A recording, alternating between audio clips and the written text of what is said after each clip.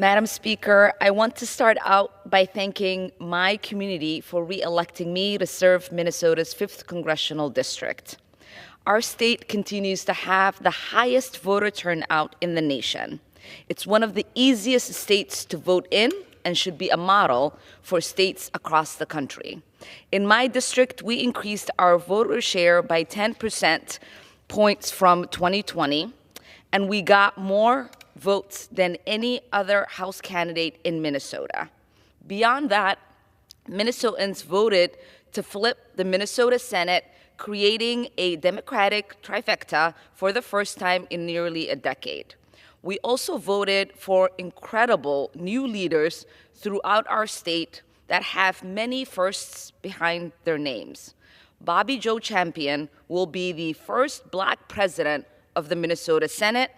Zainab Mohammed will be the first African-born Somali woman Gen Z member to be elected to the Minnesota Senate.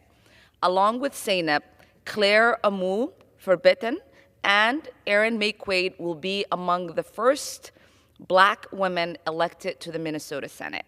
Samantha Sensor-Mura will be the first Japanese-American member of the Minnesota House. Lee Fink will be the first trans member of the Minnesota House. And Mary Moriarty will be the first openly gay woman elected to the Hennepin County Attorney, to be the Hennepin County Attorney. Representation matters. We know none of these candidates ran to be firsts. They ran to make a difference for their communities. When I was first elected to the Minnesota House, I was the first and only Somali American legislator.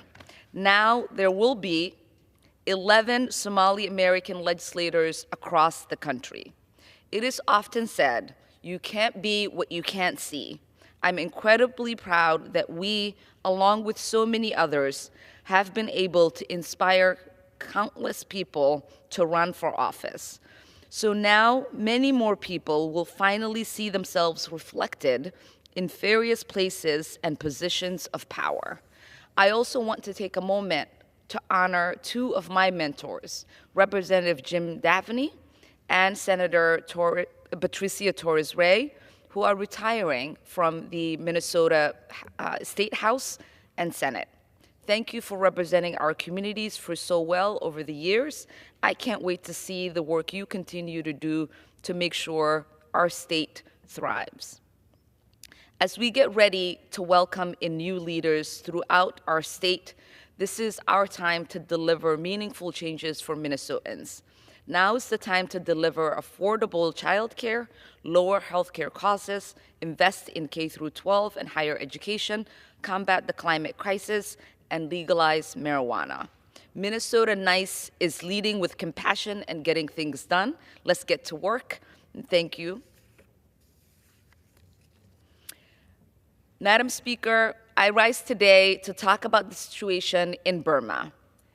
It has been my honor this year to be member of the International Parliamentary Inquiry on Myanmar.